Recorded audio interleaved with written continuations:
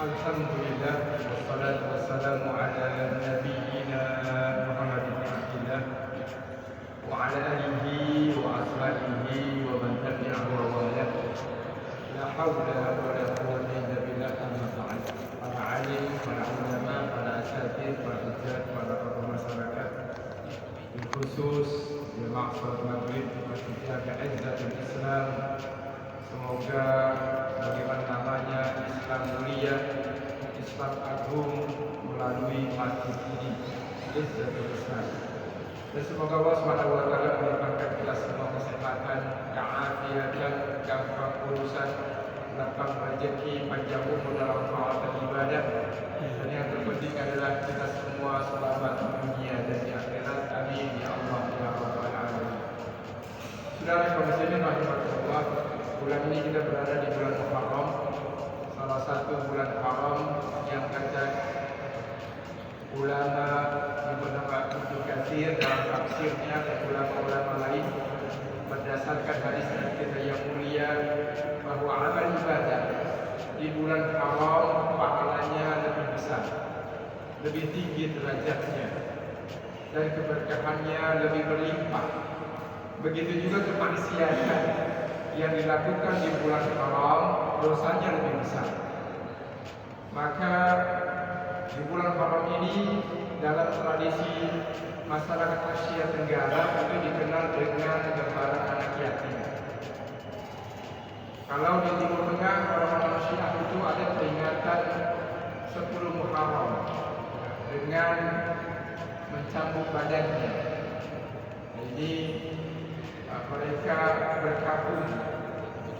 Nah, dalam kita bangsa Indonesia dan masyarakat Asia Tenggara itu dikenal dengan lebaran anak yatim, memuliakan anak yatim. Dan pada 10 Muharram yang lalu sebagian kita dianjurkan berpuasa. Yang pahalanya kata Nabi, "Ahtasibu 'ala Allah ayyukaffiras sanatal madiyah." Pahalanya insya Allah akan menggugurkan dosa 1 tahun yang lalu. Tentu ini dosa kepada Allah, bukan dosa kepada manusia, kepada makhluk. Karena kata para ulama, di antaranya Imam Nawawi, berdasarkan beberapa hadis, kalau dosa sama makhluk itu akan selalu terbawa sampai akhirat kalau kita belum minta maaf. Kalau yang bersangkutan tidak memaafkan, tidak mengikhlaskan atau tidak merelakan haknya. Berdasarkan hadis sahih riwayat Imam Al-Bukhari, "Man kanat lahu mazlamatun li akhihi min 'ardihi aw shay'in falyatahallalhu min al-yawm qabla an la yakuna dinar wa dirham." Kata Nabi, siapa saja yang punya kesalahan, siapa saja yang pernah menzalimi saudaranya, mengambil haknya, maka hendaknya mengembalikannya atau minta maaf, minta diridhoi. Qabla alla yakuna dinar wa dirham, selagi dinar dan harta, uang dan yang lainnya ini masih berharga.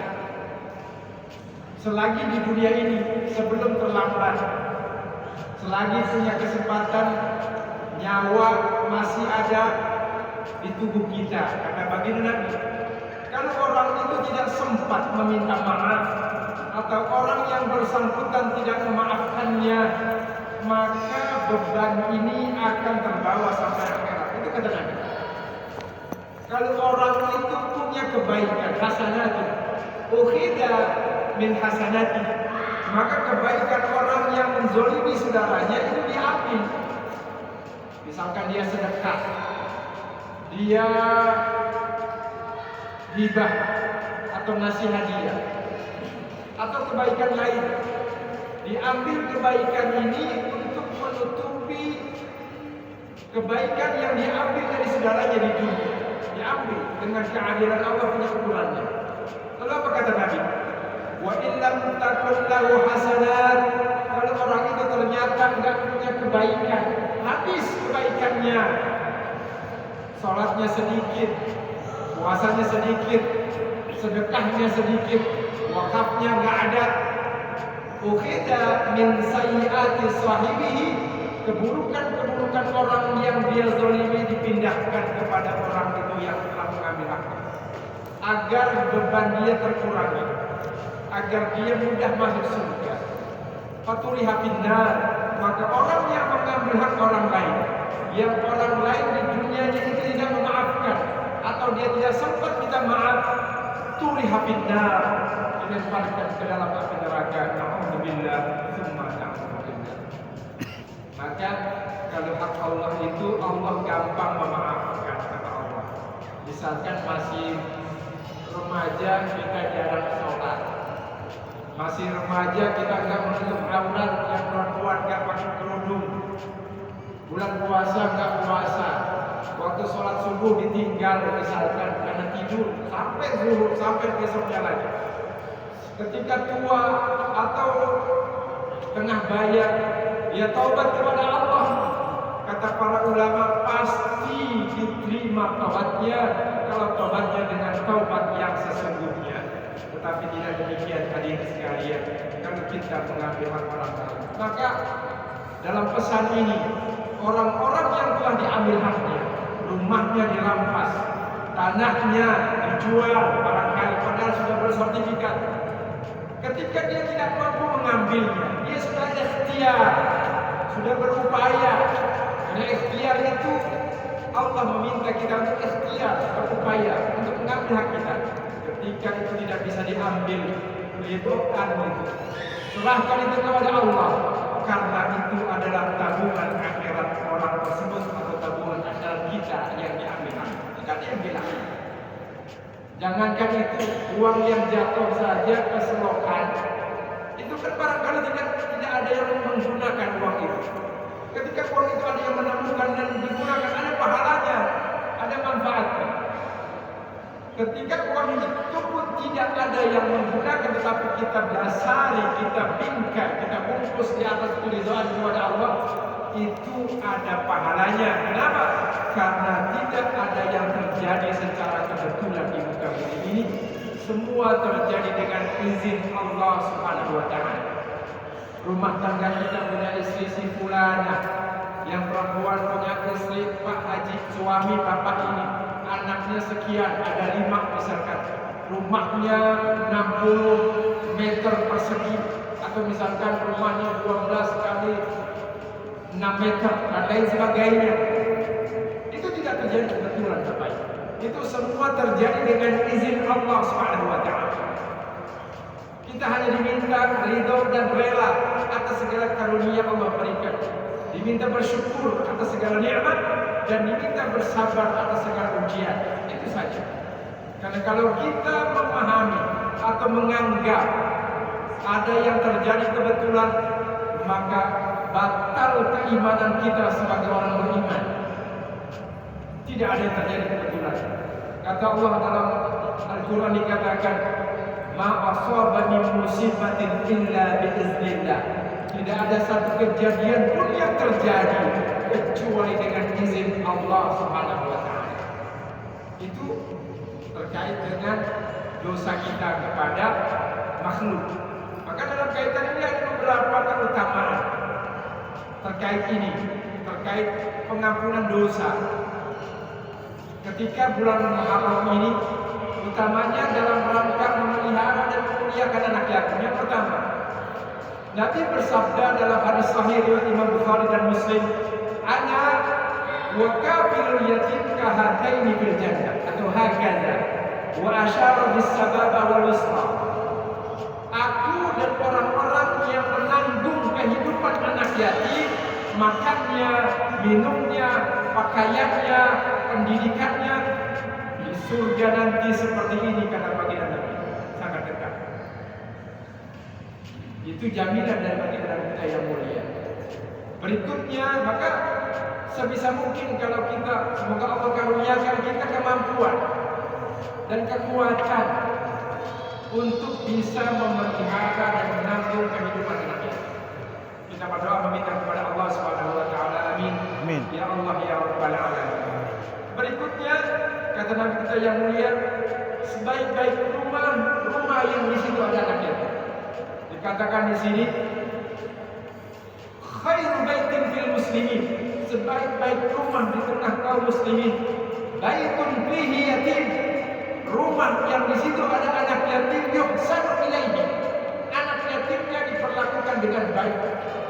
Wa syarru baitin fil muslimin, dan seburuk-buruk rumah di tengah kaum muslimin, fihi yatimun yusa'u ilaihi, di situ di dalam rumah itu ada anak yatim, tetapi anak yatimnya diperlakukan dengan buruk, tidak diperhatikan. Ini barangkali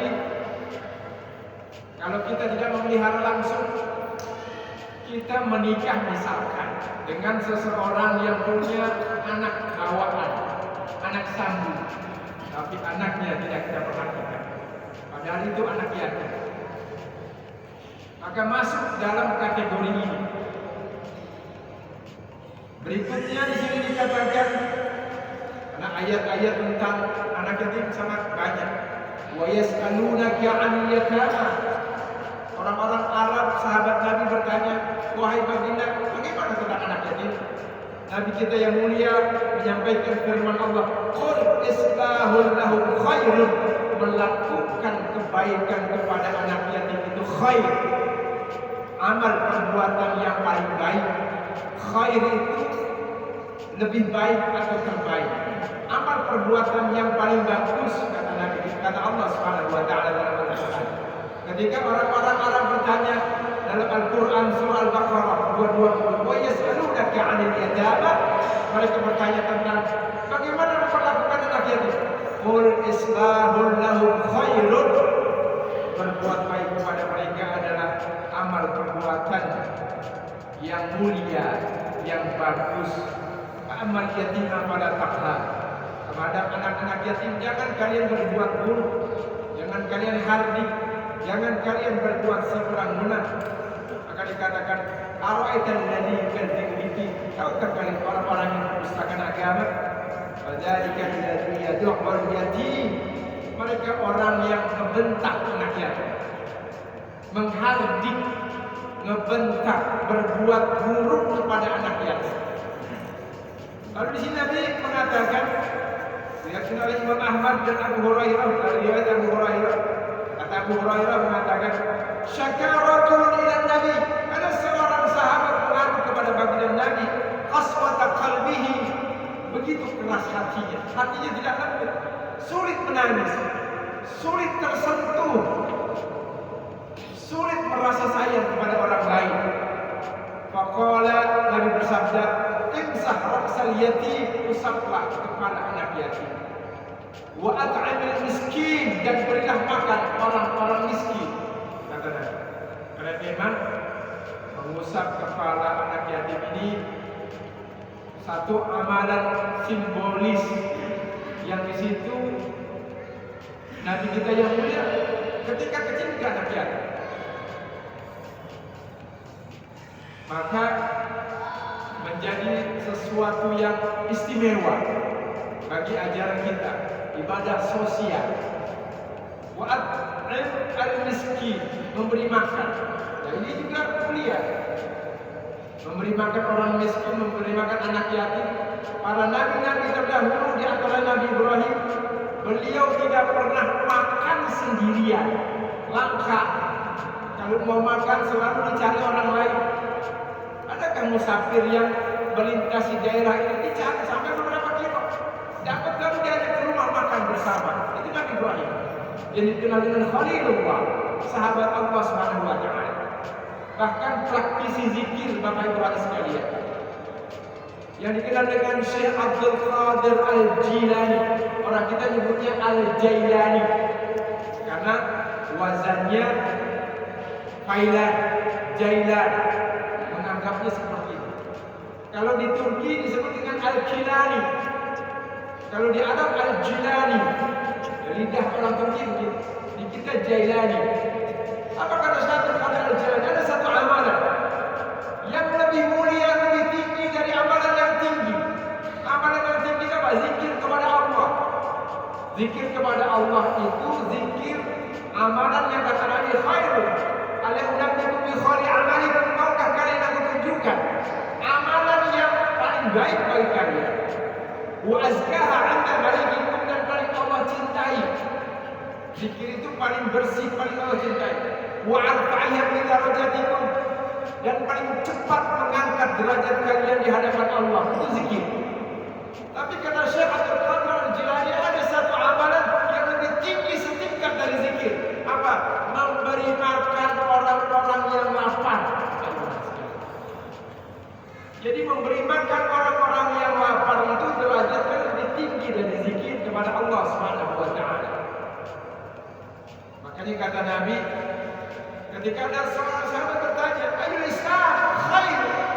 Amalan apa dalam ajaran Islam yang paling utama, yang paling baik? Apa kata Nabi? Engkau memberi makan kepada orang-orang yang lapar. Sama penjelasan ulama dan hadis yang mulia. Lalu di sini larangan memakan harta anak yatim. Dari Abu Hurairah dikatakan anna Rasulullah SAW bersabda, "Ijtanibus sab'al mubiqat." Ini dosa-dosa besar. Maka menghardik anak yatim, mencelakakan anak yatim termasuk dosa besar. Jauhilah oleh kalian 7 perkara yang membinasakan di akhirat. Bukan cuma di akhirat, membinasakan mubiqat di dunia juga binasa. Di dunia juga sebesar, seringnya begitu. Orang-orang yang mencarakan anak yatim, sabul mubiqat, 7 perkara, 7 hal yang membinasakan. Pertama, ketika para sahabat bertanya, "Qalu ya Rasulullah, lahunna?" Apa yang 7 hal itu? Yang pertama, asyirku billah, syirik kepada Allah, menyekutukan Allah, menyembah jin. Hari ini banyak orang yang menyembahnya itu seakan nggak nyembah. Apa? Nyumpah. Apa? Pesugihan. Menyembah jin. Ada yang bersetubuh dengan jin perempuan atau jin laki-laki. Ada yang mencari tumbal. Dia tidak percaya dengan rezeki yang Allah anugerahkan. Dia lebih suka bersekutu dengan jin.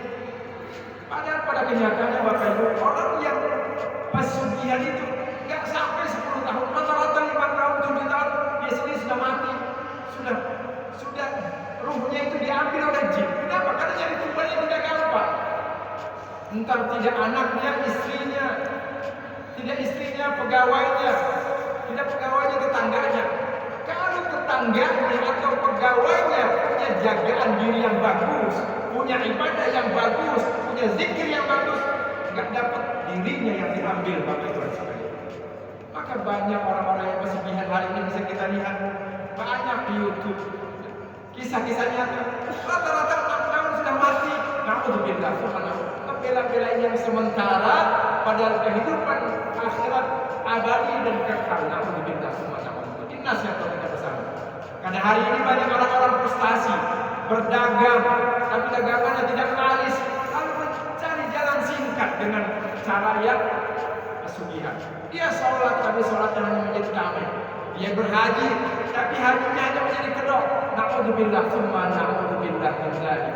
Itu diantara contoh kemusyrikan.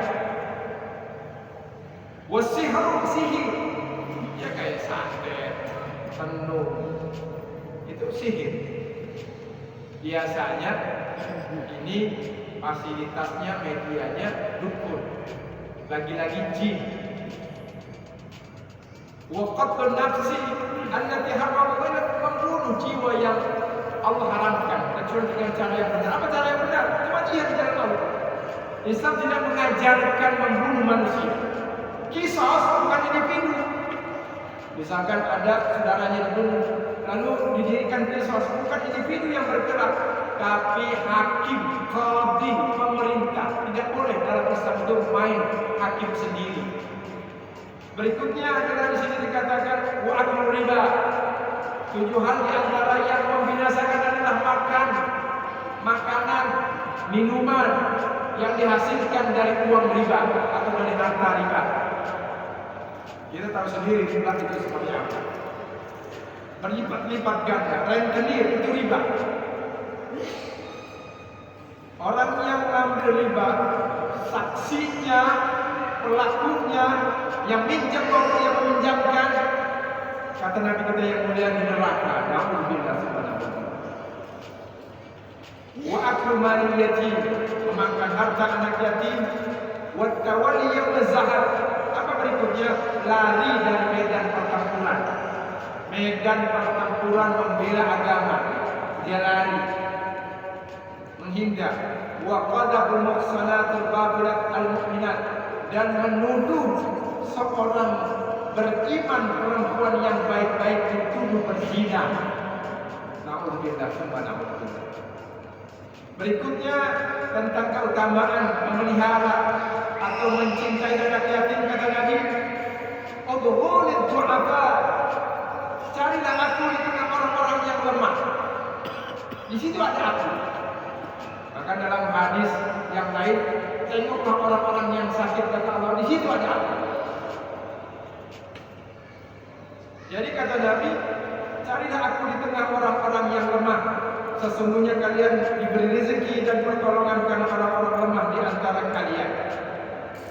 Maka Nabi juga pernah bersabda, jadi ini hiburan buat orang-orang yang mungkin ekonominya lemah, hidupnya miskin. Nabi mengatakan, Allahumma hsyurni fi zumratil masakin. Ya Allah, kumpulkan aku nanti di surga bersama orang-orang yang dulu hidupnya di dunia, orang-orang miskin.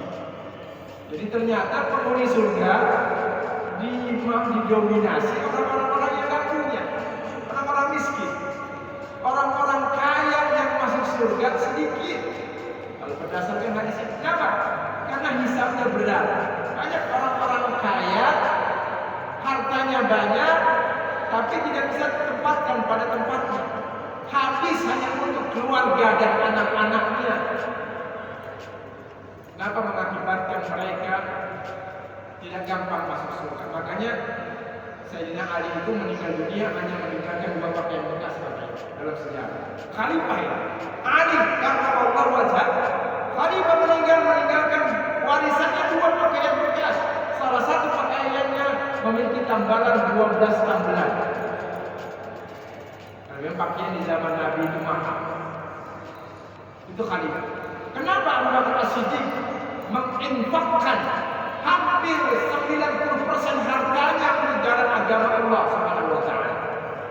Karena dia memahami konsep ini, bahwa harta ini kalau tidak ditempatkan pada posisi hanya menjadi berat. Karena di akhirat itu dalam hadis dikatakan pertanyaan malaikat Raqib dan Atid, malaikat Munkar dan Nakir di akhirat itu sampai seminggu, bukan sehari, pertanyaan seminggu. Jadi mana kau dapatkan hari ini, minggu ini, tahun ini, harta ini, tahun berikutnya lagi. Lalu waktu kamu habiskan kemana?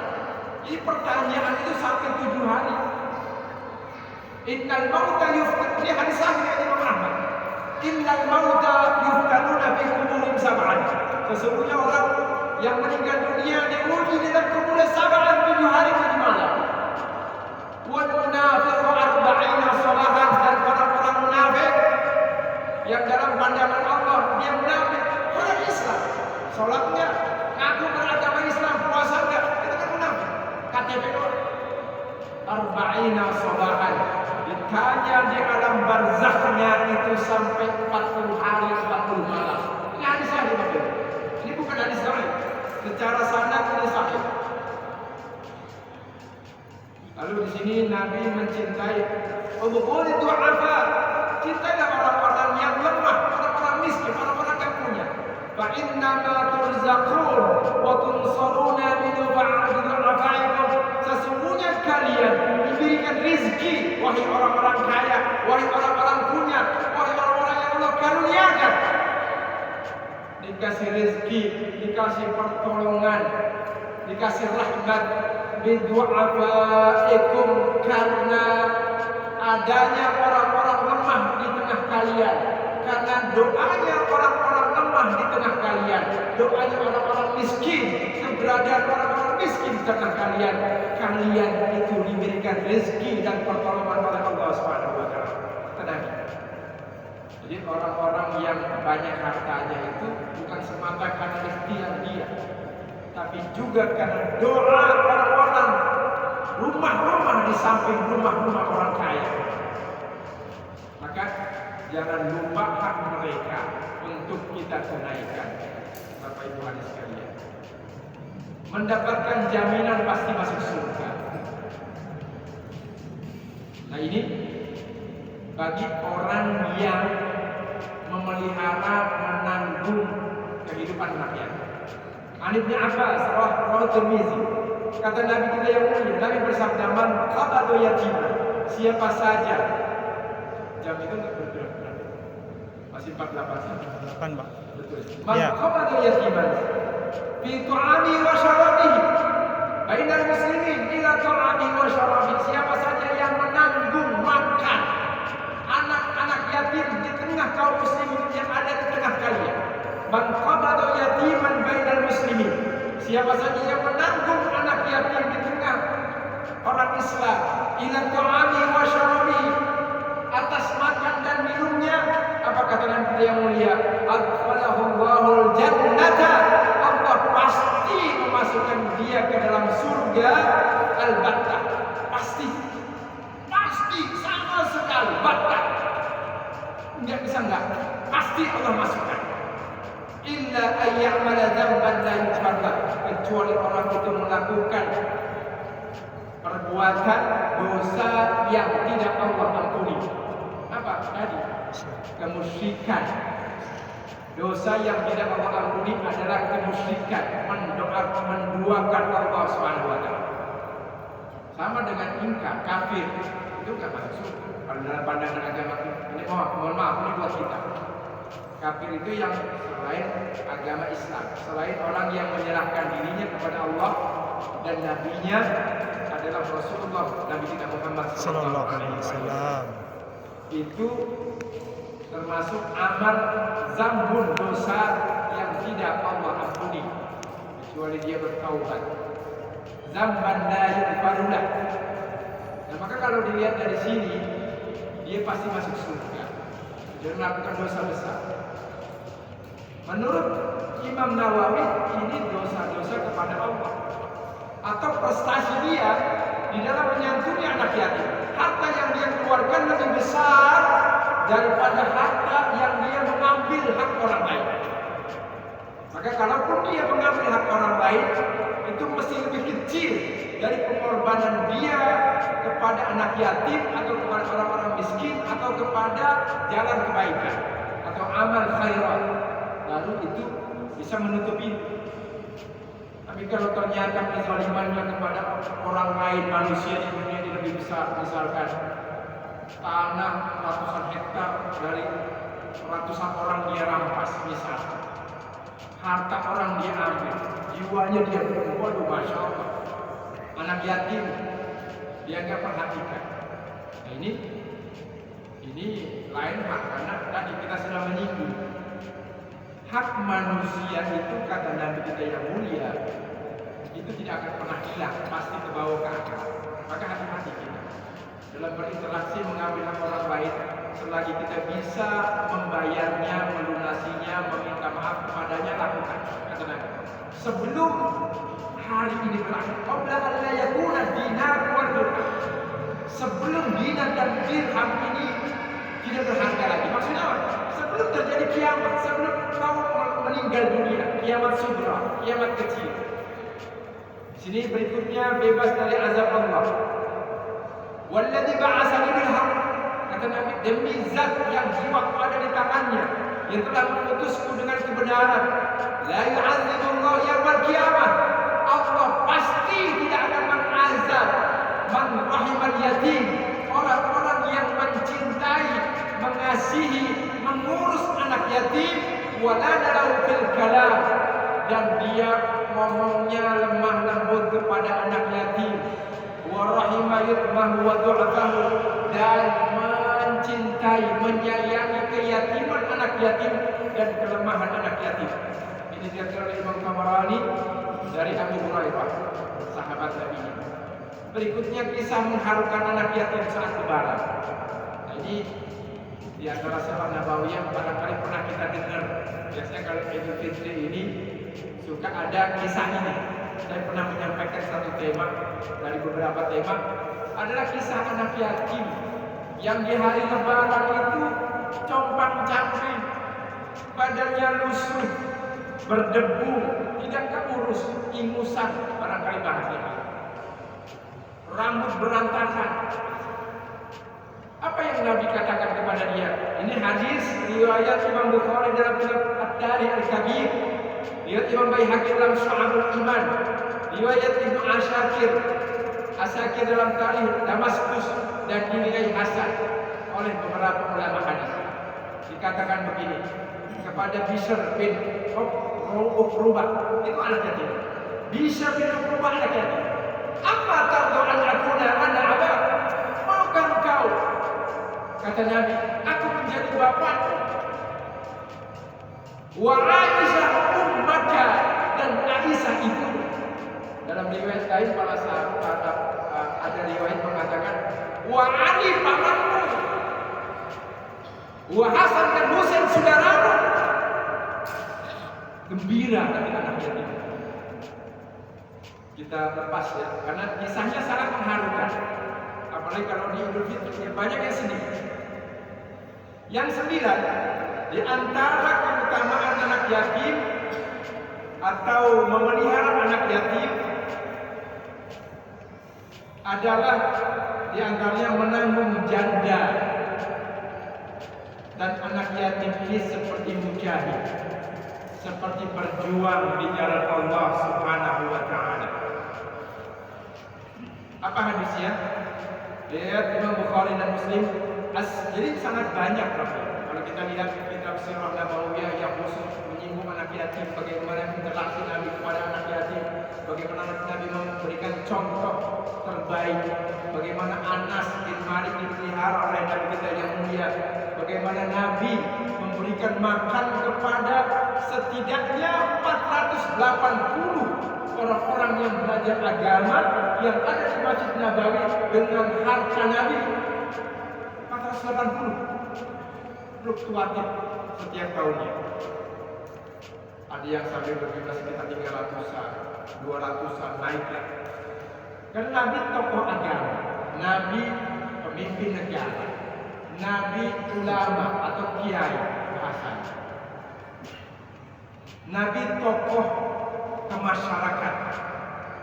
Banyak yang belajar agama dari berbagai macam penjuru dunia ketika itu. Ada dari Persia seperti Salman Al-Farisi, ada yang dari Yaman Abu Musa Al-Asy'ari, ada Abu Hurairah, ada yang dari pinggiran kota Madinah misalkan Abdan dan lain sebagainya. Ada Ibnu Razin di antara para sahabat Nabi yang bukan dari Madinah. Mereka datang dari penjuru daerah ingin belajar agama, mondok bahasanya. Tinggalnya di sebelah utara Masjid Nabawi. Itu yang memberi nafkah Nabi, yang ngasih makan Nabi. Bapak Ibu sekalian, mereka belajar agama. Malamnya mereka qiyamul lail, terkadang seringnya siangnya mereka berpuasa. Nah ini kata Nabi, as-sa'i 'alal armalah wal miskin, orang-orang yang berjuang, as-sa'i, berupaya dengan sekuat tenaga, memberi makan, menanggung kehidupan janda-janda miskin dan anak-anak yatim miskin. Termasuk di situ ada anak yatim. Kal mujahid fi sabilillah, seperti orang-orang yang berjuang di jalan Allah. Seperti mujahid, jihad, membela agama. Orang-orang yang berjuang dengan segala kemampuannya, menanggung makan dan minumnya orang-orang miskin, janda-janda miskin, atau orang-orang miskin maupun laki-laki perempuan, termasuk anak-anak yatim. Kal mujahid fi sabilillah, seperti orang yang berjuang di jalan Allah. Wa ahsibuhar, kata Abu Hurairah, kalau aku enggak salah ngedengar Nabi bersabda, wa kal qa'im la yaftur, seperti orang yang qiyamul lail, yang qiyamul lailnya tidak pernah putus sepanjang malam. Wa kasa'im la yuftir, dan seperti orang yang berpuasa setiap hari, yang puasanya tidak pernah putus. Jadi Islam itu sangat menekankan ibadah sosial, Bapak Ibu sekalian. Makanya 29 ayat berbicara tentang sholat dan ibadah sosial. Aqimus sholat wa atuz zakat, tentang zakat dan sedekah.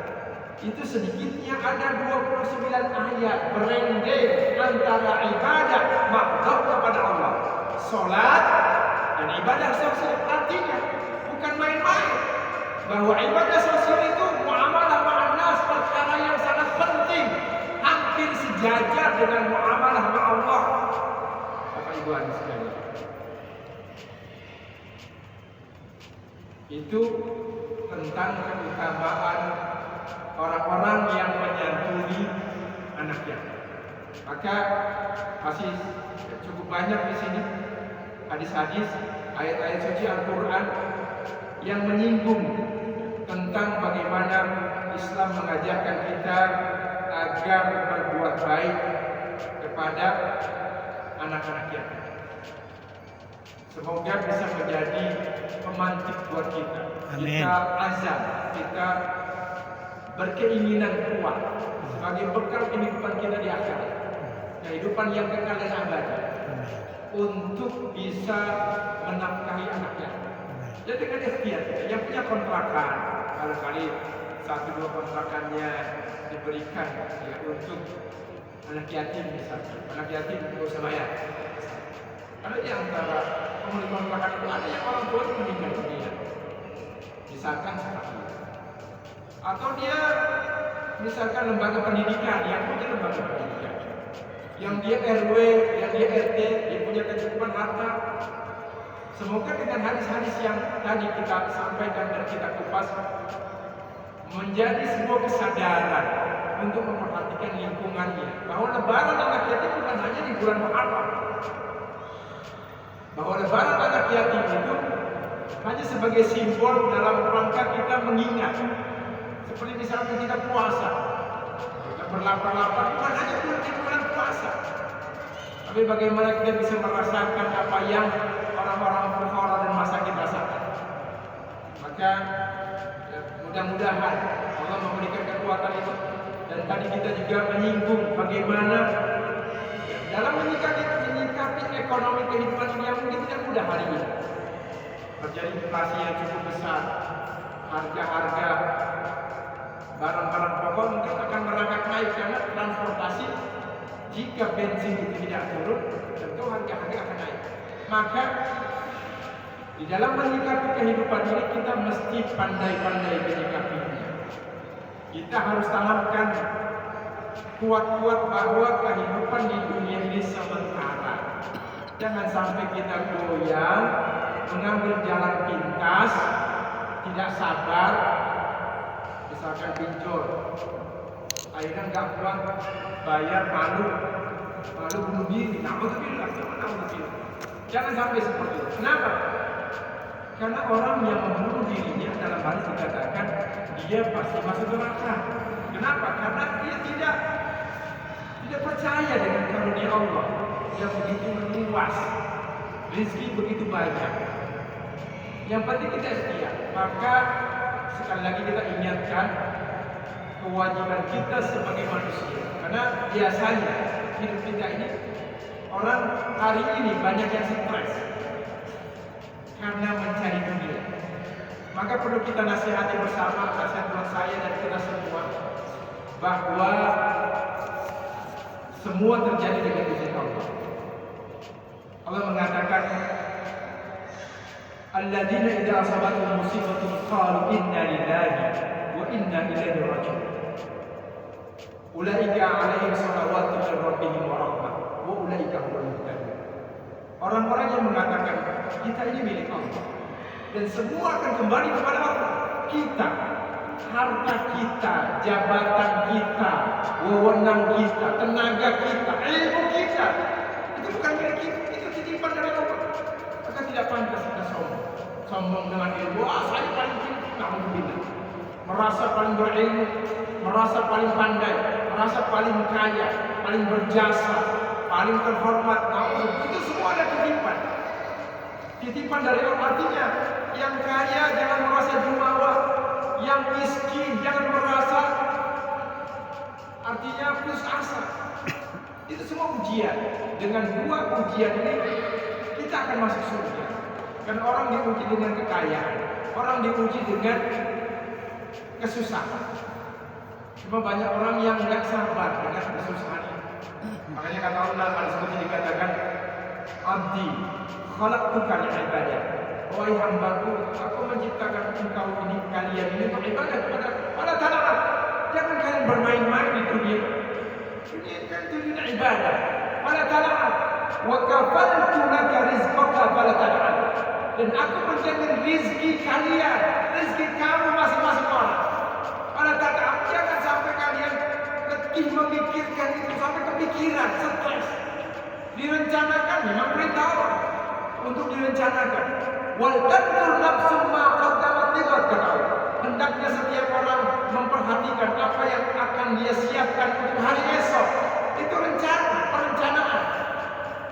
Tapi dalam hadis qudsi ini yang cukup panjang, wa kafaltu laka rizqaka, aku jamin rezeki kalian. Kalian tidak perlu stres. In qalla fala tahzan. Kalau rezeki yang aku berikan kepada kalian itu karunia, anugerah, apakah kesehatan, ternyata tidak seperti yang aku harapkan, harta, atau mungkin barangkali kedudukan ternyata tidak semulia yang aku inginkan, sedikit kata Allah kecil. Fala tahzan, jangan kalian terlalu bersedih. Wa in kasura fala taqra. Kalau itu terlalu berlimpah banyak barangkali kalian, jangan terlalu bergembira. Apa kata Allah? In qala fala tahzan. In anta radita bima qasamtu. Jika kau ridho dengan segala apa yang aku gariskan, apa yang aku anugerahkan, Allah badan, menjadikan badanmu sehat, wa akhlak, dan otakmu tidak stres. Karena kita tidak bisa menebak. Allah Maha tahu apa yang belum kita ikhtiar. Jangan hari ikhtiar kita 10 tahun yang akan dapat Allah sudah tahu Bapak Ibu. Ikhtiar kita yang 10 tahun dunia ini belum hancur, Allah sudah tahu masa kehancuran. Jika kau ridho, badanmu sehat, otakmu tidak stres, wa kunta indi mahmuda. Itu yang terpenting. Derajatmu di mataku mulia kalau kau ridho. Tetapi sebaliknya, illam tarda bima qasamtu lak. Jika kau tidak ridho dengan segala apa yang aku gariskan, badanmu letih, sakit-sakitan, wa akhlak dan otakmu stres. Wa kunta indi mazmuma, dan derajatku di mataku hina.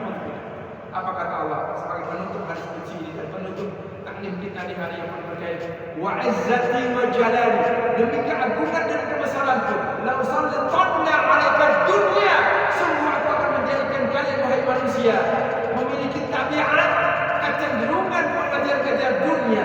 Fangkudu fiha waqtal wuhushi bil fana.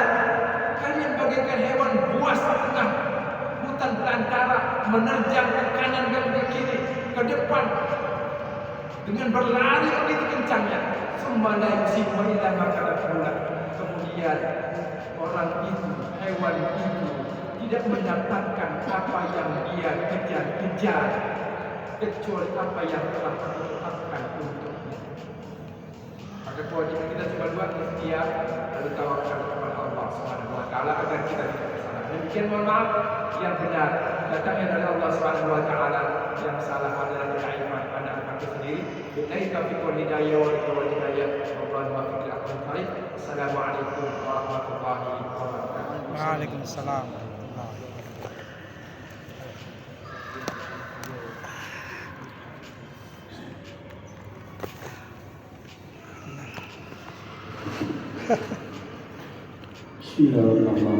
Rekam juga ya. Alhamdulillah rekam ya kan.